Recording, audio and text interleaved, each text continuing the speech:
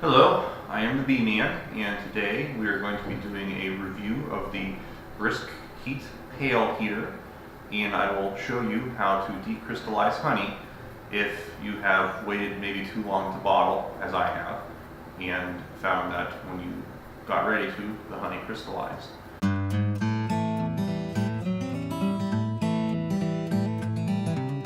The BriskHeat Pail heater I purchased from Queen Colonies. They have an online shop. They're based out of Spencer, Ohio. Since I am from Northeast Ohio, I always like to support more local places like that. It was $145 whenever I purchased it, and we will see today how well it works. I'm going to be doing a little bit of an unboxing video here. So this is my package. I ordered 2 pails and some labels, which I'll be using on my honey. And I like to get 5-gallon pails here. And I really like the ones that they have because you can easily open up and let the honey out for bottling. But right here, this is the pail heater. So, together we're going to unbox this and set it up and see if we can get it to work.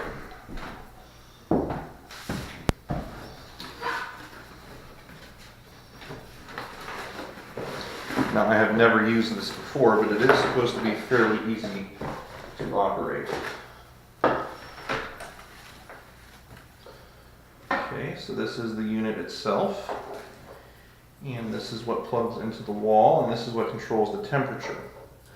So it looks like it has a top temperature of 160 degrees. Of course, I like to advertise my honey as raw, so that means that you cannot heat it up much past 120 degrees. And of course, it also comes with your instructions. And because I don't like to heat mine up past 120 degrees, you have to be very careful with how you go ahead and use these. From what I've read on the reviews online, sometimes they can caramelize your honey if you aren't careful and you let them go for too long. So I will take you over and show you the honey.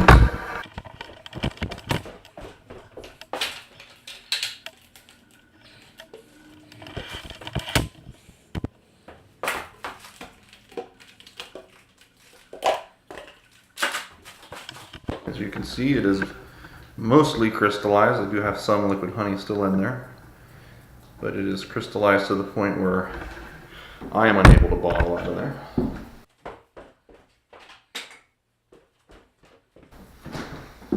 So you just take the belt, wrap it around, and you can see the spring they have there. That is so it stretches all the way around the pail.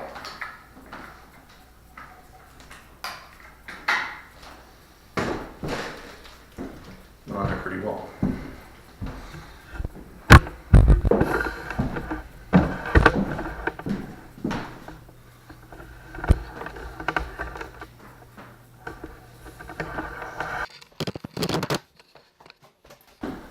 All you do is take it. We're on a 110 power outlet, so it plugs into a standard household outlet.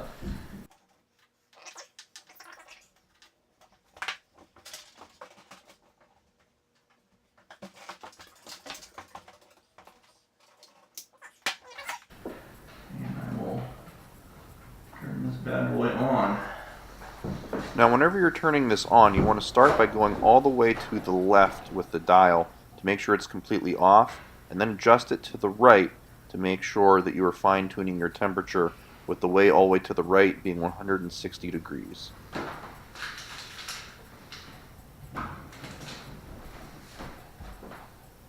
Yeah, I can feel it warming up already. This is supposed to be pretty quick. Editor's note, it was not at all quick. They also sell blankets, almost like electric blankets, that will supposedly decrystallize it over the course of several days. But from what I read online, they don't really do as good of a job. It never really quite gets it fully decrystallized. In hindsight, after seeing how long this took, I couldn't imagine doing a blanket. I don't see how I could ever decrystallize. But that's more for people who really, really like to advertise that it's raw. And with this one, this is only one pail, so I'm only going to get a handful of jars out of it anyway. So if I can't advertise these ones as raw, I try to avoid that because you can really take the nutrients out of the honey. But my strategy here is I'm going to leave it on the bottom here for a little bit. Ooh, that's already getting pretty hot. And after so long, I'll take it off and then maybe move it up a little bit, try and spread the heat over the entirety of the pail. What I ended up doing was changing it about every half hour or so. And we will check back in a little bit. Now, while we were waiting for this honey to decrystallize, I do want to talk a little bit about maybe some other times if you have crystallized honey. Most commonly, because people typically get it bottled before it crystallizes, if it's local honey. Typically, whenever people are dealing with crystallized honey, it's whenever you have it at home in maybe your little honey bear. As you can see, I bottle in bears that look like that, and a lot of beekeepers do. And if you let it sit for long enough, as most people do, it will crystallize over time. So what I tell people to do, be careful. I don't tell people to ever put those in the microwave because that can melt the plastic, and you really don't want to do that. The easiest way to decrystallize honey is just put it in boiling water for a little bit. Don't want to leave it for too long because once you get above 120, 130 degrees in there, it starts to defeat the nutritional benefits that you get from your raw local honey. Another consideration is that honey caramelizes at 160 degrees, and with water boiling at 212 degrees, sometimes you can caramelize it as well by doing that. Just, put it in some boiling water for just long enough to get it melted again. And once it's melted again, you're going to be good for quite a while. Whenever they were excavating King Tut's tomb in Egypt, they actually found crystallized honey in his tomb. It was perfectly good. All you have to do is decrystallize it, and you could eat it even 3,000 years later, like in that case. If you have it in maybe larger glass jars, I know a lot of old school beekeepers like my grandfather, he likes to put it in 1 gallon glass jars. That way he can just decrystallize it on the stove at home. And he just gets a large stock pot, fills it, partway with water, enough to submerge the jar, or at least up to the, close enough to the top. And he'll just boil the water that way, and then that'll get the whole jar decrystallized. The reason why I like the pail heater here is you have a little bit more control. Your water boils at 212 degrees, whereas this goes up to 160 degrees. So you have a little bit more control whenever you're around the pail, and you can move the source of heat around on the pail a little bit. That way it's more even. That way you aren't accidentally caramelizing some of the honey while the rest of it isn't quite decrystallized yet. So the pail, the BriskHeat Pail heater is a little bit of a better system if you are, making your honey in mass quantities and putting them in a 5-gallon pail like I do. So after that, we'll go and check on it and see what sort of progress we've made. We've been at it for about 3 or 4 minutes now. Nothing really noticeable up on top, at least. It is very hot to the touch, though. So we will let that go, and we will come back in a few minutes. Now, as we're checking back in here, I want to maybe give you some more detailed directions on how to get started with this. This is your temperature control gauge. Before you turn it on, you're supposed to turn it all the way counterclockwise, because that is the off position, okay? Now this is the mid temperature range, so this will go up to 160 degrees. They sell one that goes up to 425 as well. So that's 160. I want to go for the 120 range, so I'm going to back it off about a quarter here. And that'll get me my desired temperature.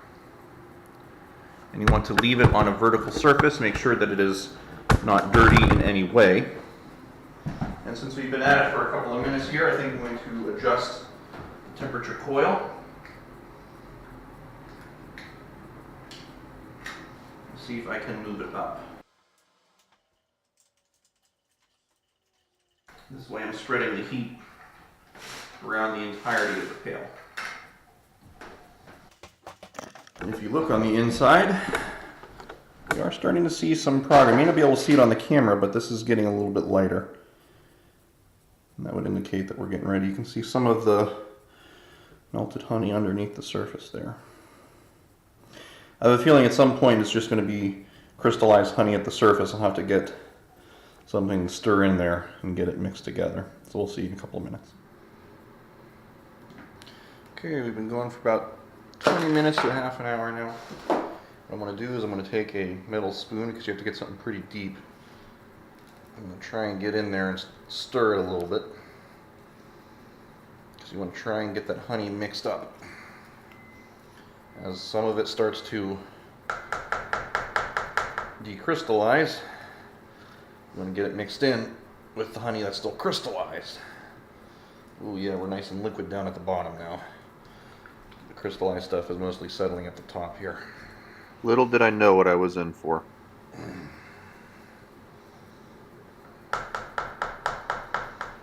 As you can see, it's bending my spoon a little bit. This is pretty hard stuff to get through.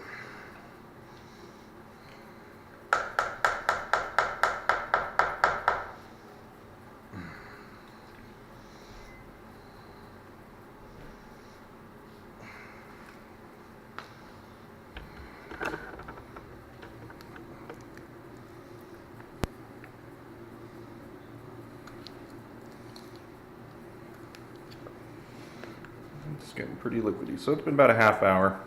I'd say probably maybe about another half hour, and this will probably be pretty good. Oh, there's a hard pocket in there.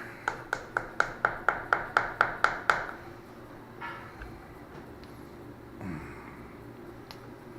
can still feel the hard pockets down by the bottom. See, the only thing with having the pail that has the valve down there, I can only put the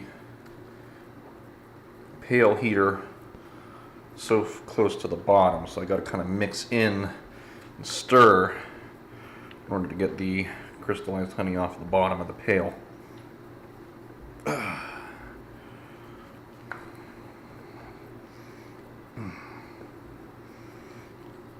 Okay, so we're going to let that go.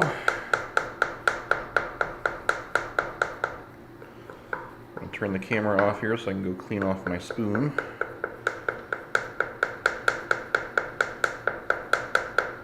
We'll come resume when we've made a little more progress. Okay, we are at the hour-and-a-half mark here. From the stirring, the solid top is now pretty liquid. When you shake it here, we'll give it a good shake. You can see, it's getting semi-liquid there. Still got some individual crystals, but we're getting there, certainly.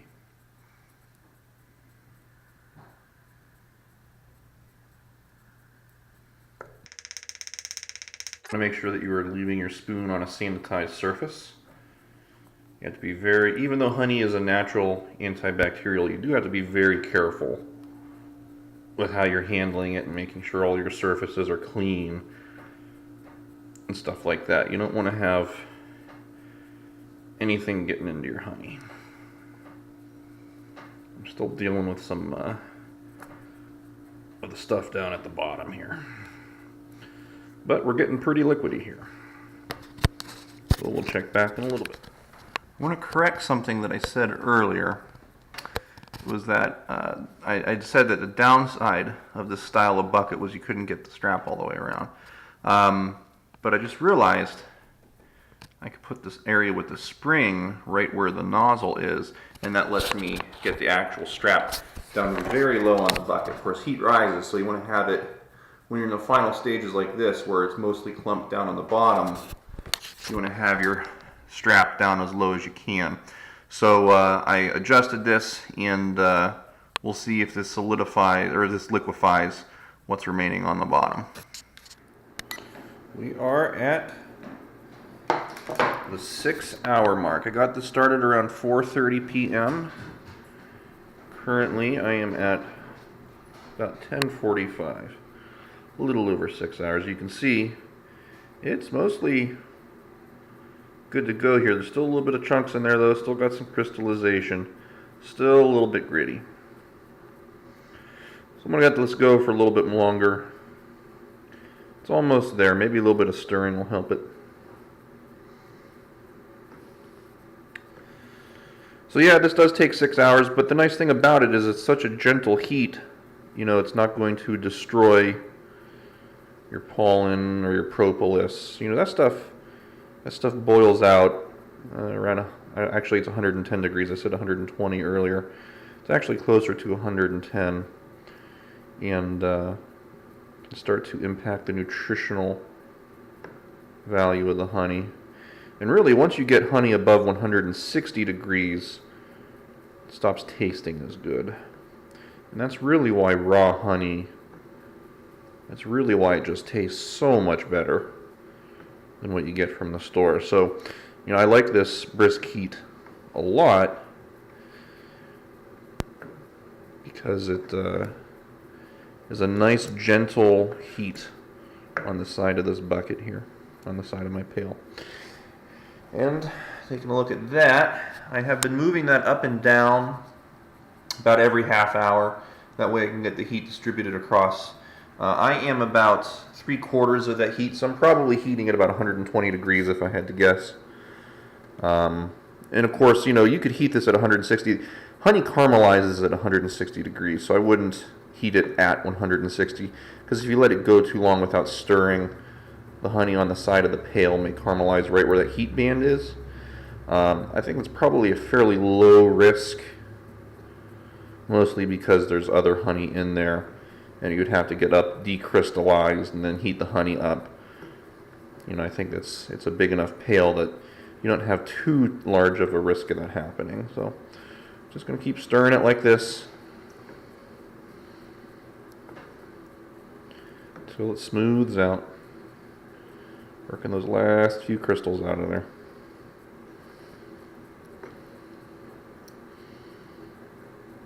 Of course, your spoon gets a little sticky here, but yeah, it's getting pretty smooth now. Look at that. We'll be able to bottle here pretty shortly. Mind you, this entire pail 6 minutes ago was crystallized all the way through to the bottom. So even though this took longer than it would from boiling, it'll result in a better product here. I'm still getting a few chunks off the bottom there. Still getting a few pockets. And of course, in between stirrings here, I always put the lid back on. I have a little plate over here I'm resting my spoon on. That way I'm not getting honey all over my dining room table here. I got a little bit on there, but honey cleans up fairly easily compared to other stuff. There's some people that probably would say it doesn't clean easily at all, but I suppose when you've worked with it your whole life, you don't think of it as being that hard to clean. Well, I'd say my next update will probably be my last one, because we are almost done here. That is looking pretty smooth. It's only whenever you touch it that you see those crystals really start to come out. So that means that we're right at the end here. Right in the last stages.